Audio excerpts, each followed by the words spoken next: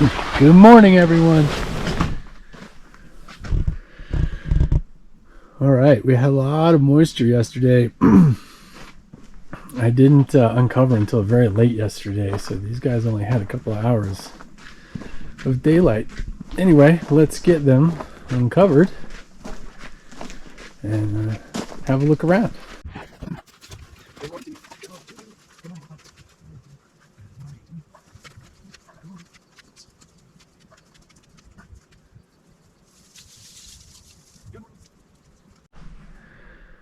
Well, here we are in the hoop house. Let's see what our thermometer says. It says, well, it's been in the sun, so it says it's 127 degrees. I don't think that's right, but it's pretty hot in here. I'll move that out of the sun. It's pretty darn hot in here, so let's go open up the sides to cool it off a little bit. You know, there's a thing that happens. Trees, well, I guess trees too, but plants stop photosynthesizing once their leaf temperature gets up to I think it's above 82 degrees or so. The stoma underneath the leaf opens up and it starts letting out, basically starts breathing, and with a lot of moisture coming out to try to cool off. So it's kind of like sweating for us.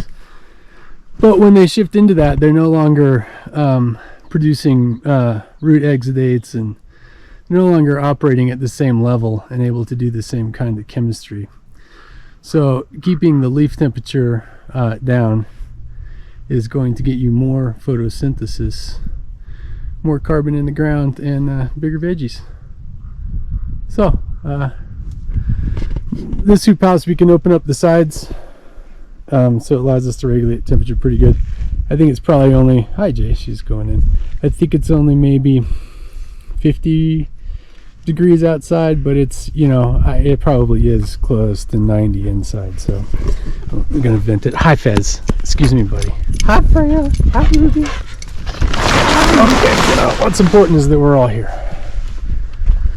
So this, you know, I didn't get them, they didn't send them. I never asked, I never went back and asked them, but the people we got the hoop house from, they have these pretty sweet little clips that go on the side, so you can raise up the side, and then there's a clip here that just comes around like a piece of wire that comes out. But since I don't have those, I'm just using these things, and it works fine.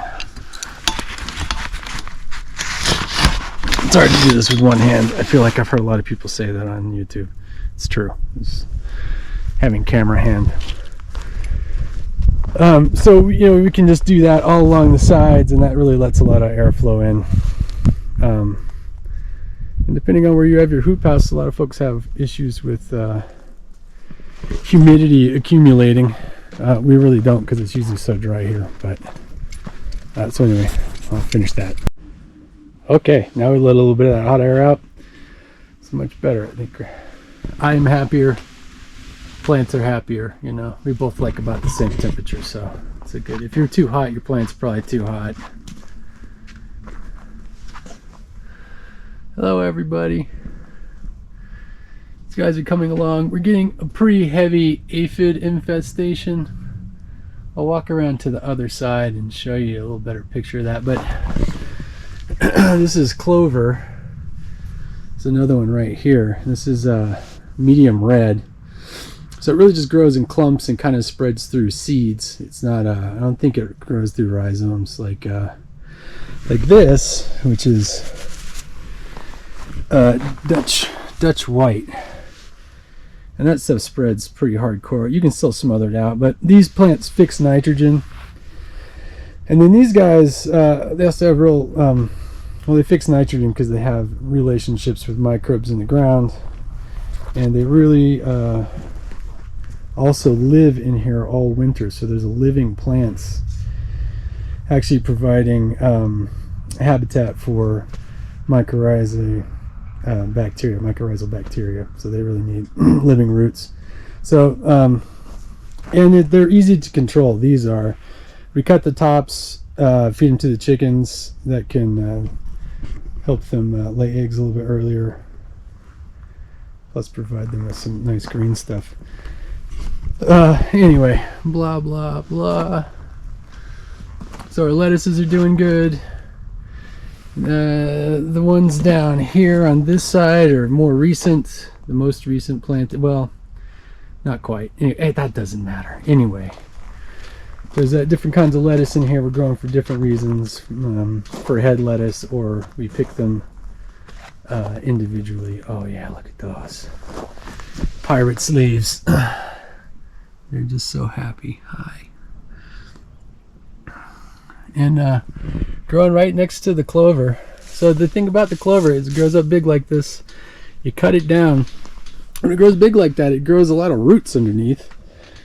And then when you cut it down, those roots die back. But that carbon and all that nitrogen stays in there, and then the microbes feed on that. So, you know, it's kind of this ebb and flow where you're actually able to sort of push some nutrients into the soil just by cutting that back on top. And you know, they're real easy to manage, right? We have them growing kind of all along here, all along this section here. And what happened one day is I just grabbed a handful of seed and I walked down the road just kind of randomly.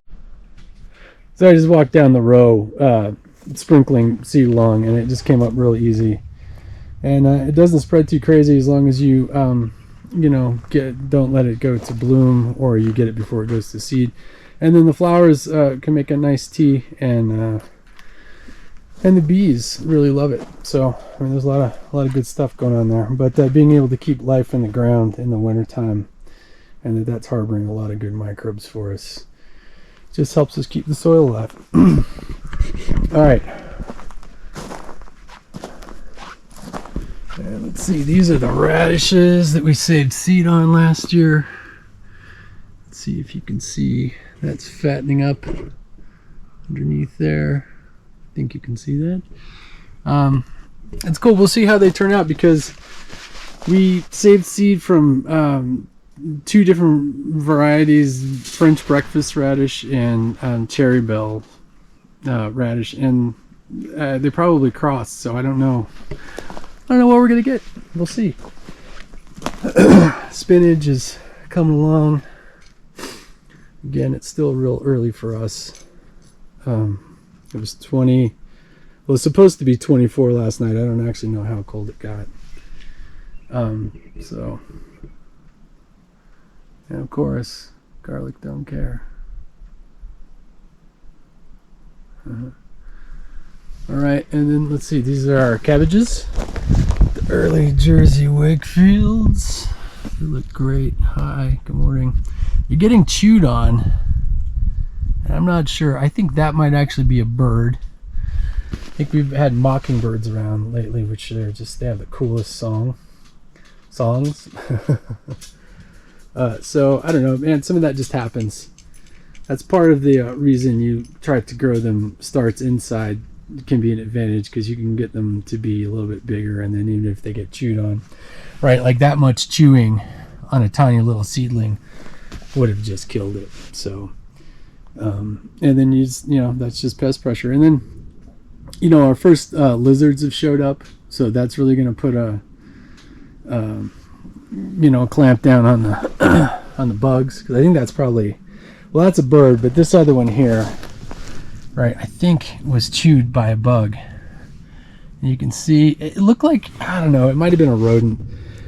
The reason I think it was a bug is because it seemed to be going in just after this one plant and didn't mess with the other plants, even though it had to walk past this guy to get to that guy. So that seems more like bug behavior to me, but I don't know. I really just count on that, you know, that those bugs are actually food for somebody who just hasn't found them yet, and I'll be happy to make an alliance, you know, with that critter whenever it comes around. So it's probably, you know, lizards, birds, even though sometimes they eat some leaves, you know, can really take care of insects. We've got ladybugs showing up now. That's why I'm not too freaked out about the aphids, even though that aphid infestation over there is pretty scary. Super hardcore. And actually, let's just go down there and check it out. Okay, well, before we go down there, let's just look here. So there's another early Jersey Wakefield here. There's one here. There's another one down there. So they're interplanted, right, along with also we put some of the red Russian kale in. And I just have this strategy where I just try to spread it out so that if one area gets hit by rodents or whatever, whoever, you know, everybody's just trying to earn a living. But, you know, if some of it gets taken out, like, they won't just chew through the entirety of a particular crop. So I'll mix carrots in and onions and radishes and, you know, kale, and just try to mix them all together sort of all over the place. You know, there's like clumps of the lettuce over here, and, you know, I can't help but do that. But try to mix it up so that, you know, you're still going to get some of everything. And just plant a lot, you know. It's the best way to not get frustrated about having your crops eaten is just having more seeds going. And that's part of it. It's okay. You know, I think back in the day, like, farmers probably only looked to probably get a half or a third, you know, of what they were of what they planted.